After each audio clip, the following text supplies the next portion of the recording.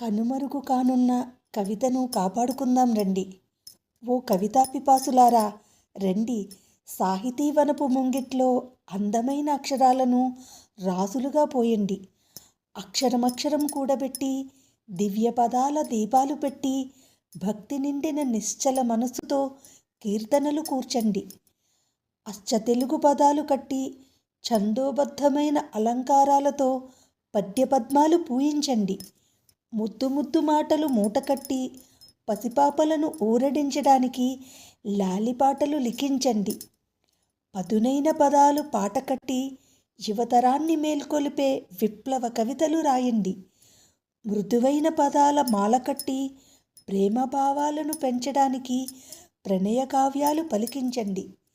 ఈరోజు కవితా దినోత్సవం. ఈ సందర్భంగా చిన్న ట్రిబ్యూట్.